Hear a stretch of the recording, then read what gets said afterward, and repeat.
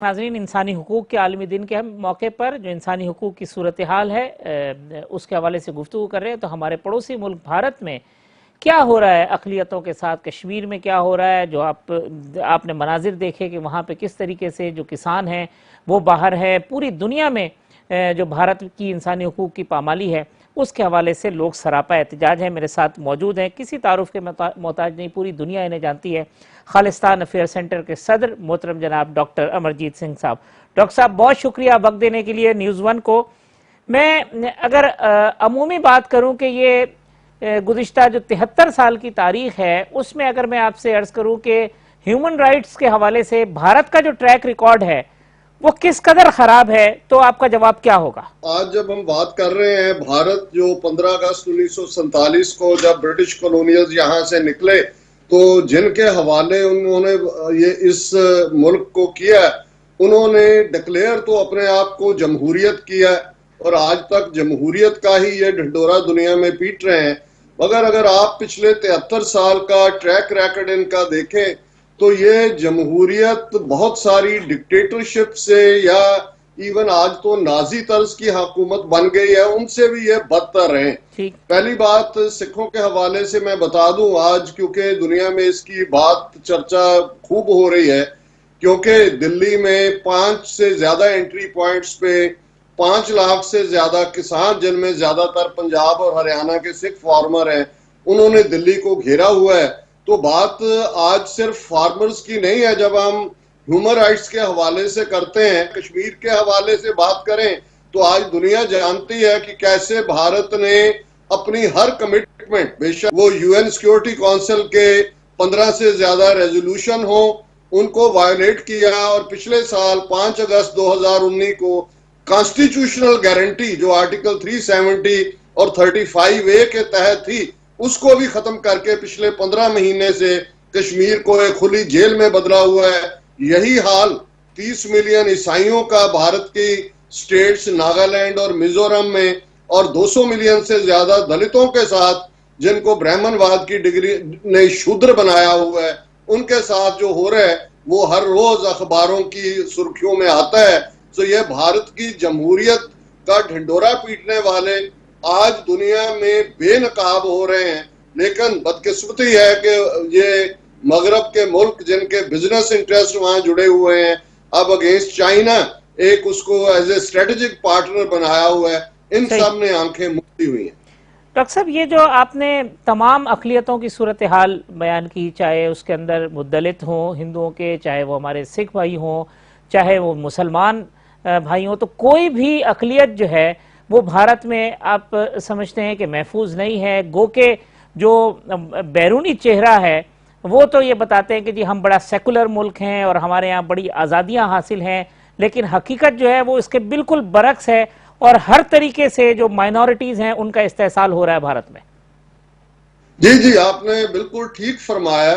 आज जिनके हाथ में पावर है वो उस हिंदुत्व की आइडियोलॉजी में यकीन करते हैं, जिनका नारा ही ये था 1920 में, जब डॉक्टर हेडगेवार ने राष्ट्रीय स्वयंसेवक संघ, जिसको आरएसएस कहते हैं, उसको उसने फाउंड किया। तो इनका नारा है हिंदू हिंदी हिंदुस्तान। जो जाहिर है कि ये तो इनका तो बिल्ट इन मैनिफेस्टो है। और हम अगर 2014 से देखें, जब मोदी पहली बार प्रधानमंत्री बना, तो उस वक्त मोहन भागवत जो आरएसएस का आज भी चीफ है, उसने कहा था 1000 साल की गुलामी के बाद हिंदुओं के पास पॉलिटिकल पावर आई है और हम 2020 तक हर एक को यहाँ हिंदू बना देंगे।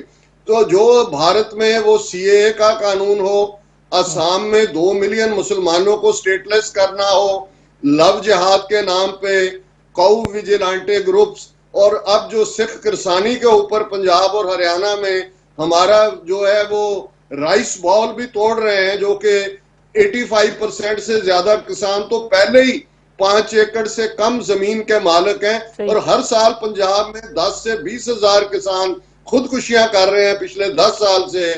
पर यह भी एक सबक सिखाने की बात है, क्योंकि जब कश्मीर के साथ इन्होंने आईनी गुंडागर्दी की तो सबसे पहले सिख आगे आए। उन्होंने कश्मीरी बच्चियों को, बहनों को, भाइयों को भारत भर की यूनिवर्सिटीज, कॉलेजेस, उनसे सेफली निकाल के घरों तक पहुंचाया। जब सीएए का शाहीन बाग में जो है वो प्रोटेस्ट हुआ, तो सिखों ने वहां आके लंगर लगाया और मुखालफत की। और मैं समझता हूं कि ये जो इन्होंने कोविड-19 के दौरान ये 3 पहले ऑर्डिनेंस आए और अब एक्ट बना दिए हैं, ये सिख कौम को सबक सिखाने के लिए। 200 मिलियन मुसलमान भारत के तो वैसे ही खौफजदा कर दिए गए हैं। कश्मीर में फौज लगा के वहां की डेमोग्राफिक्स बदली जा रही हैं। 3 डीज जो डर्टी डीज हैं, डेमोग्राफिक चेंज, डोमिसाइल और रीडिस्ट्रिक्टिंग, ये उनके वेपन है। सो इसमें कोई शक नहीं है कि आज ये हिंदुस्तान के निशाने की तरफ बड़ी तेजी के साथ पेशकदमी कर रहे हैं। डॉक्टर साहब, ये जो आपने नक्शा खींचा, ये मतलब बड़ा ही भयानक नक्शा है। दूसरा ये कि ये माइनॉरिटीज़ के जो माशी इस्तेसाल है, उनकी प्रॉपर्टीज़ पर कब्जे हैं, उनके खिलाफ मुकदमात हैं, उनको जबरी गुमशुदगी है, उनको जेलों में डाल देना है बगैर मुकदमात के, जो जाली इनकाउंटर्स हैं, इसकी क्या सूरत हाल है इस वक्त? आज 100 के करीब एक्टिविस्ट, जिनमें इवन ख्वातीन भी शामिल हैं, स्टूडेंट लीडर्स जामिया मिलिया की या JNU यूनिवर्सिटी की, वो UAPA के तहत उनको अरेस्ट किया हुआ। और जिन 3 सिख नौजवानों ने सबसे पहले शाहीन बाग में जाके लंगर लगाया था, आज वो भी UAPA के नीचे जेल में बंद है। पंजाब में जहां के रेफरेंडम 2020 की बात पिछले 2-3 साल से चल रही थी, सैकड़ों नौजवान, जो कि एक पीसफुल मुहिम है, लेकिन उनको जेल में रखा गया है। और किस किस्म का वहां जेलों में हाल है, कोई पिछले पीरियड में हम सिखों के हवाले से ही देखते हैं कि हजारों नौजवानों को जो इवन प्रॉपरली जिनकी अरेस्ट डाली गई थी, उनको जेलों से निकाल के फेक एनकाउंटर्स में मारा गया। और यही दोहराव आज कश्मीर में हो रहा है। जब आप कभी यह खबर पढ़ें कि जी 4 खूंखार आतंकवादी वहां मुकाबले में मारे गए, तो इसमें कोई जो है वो सेकंड थॉट नहीं होना चाहिए कि इन नौजवानों को घर से पिछली रात उठाया गया होगा और इन्हें मार के खूंखार आतंकवादी, और फिर उनके नाम के साथ लश्कर तैयबा जोड़ दो या हिजबुल मुजाहिदीन जोड़ दो, या कोई पंजाब में ये हर कोई खालिस्तानी टेररिस्ट बताते रहे हैं। और आज जब किसान बिल्कुल पीसफुली प्रोटेस्ट कर रहे हैं, तो उनको भी खालिस्तान के साथ, खालिस्तानी टेररिज्म, उसको पाकिस्तान से जोड़ दो, उसको ISI से जोड़ दो।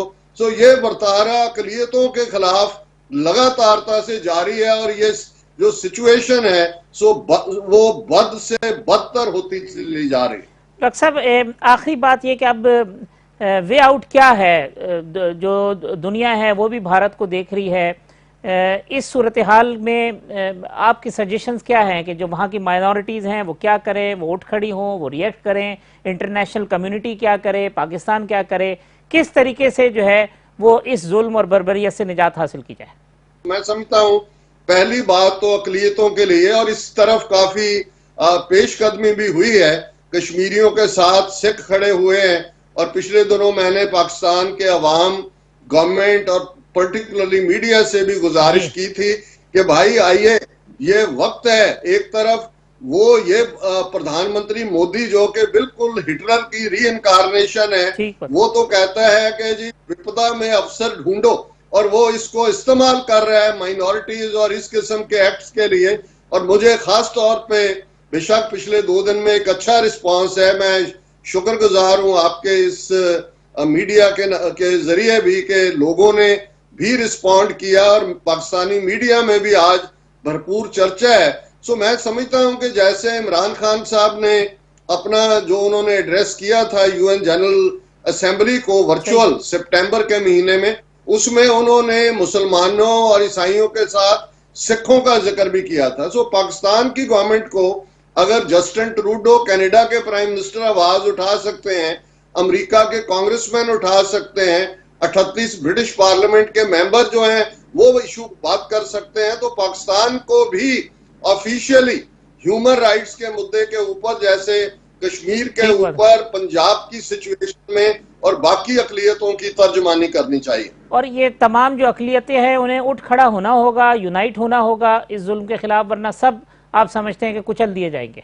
कि जब एक एक करके ईसाइयों को, मुसलमानों को, कश्मीरियों को, फिर आज सिखों को और दलितों को टारगेट किया गया, तो हम किस वक्त के इंतजार कर रहे हैं? जब कोई भी हमारे पीछे नहीं बचेगा आवाज उठाने के लिए।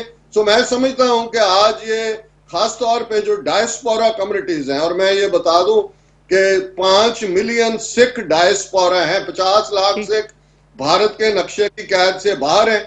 और अगर आप पिछले 2 हफ्ते में देखें कि दुनिया में हमने तरथली मचाई हुई है इनके एम्बेसीज कॉन्सुलेट्स दूसरों के बाहर, और यही बहुत बड़ी गिनती में पाकिस्तानी डायस्पोरा है, बहुत बड़ी गिनती में जो है बाकी भी जहां जो भी जस्टिस लविंग है।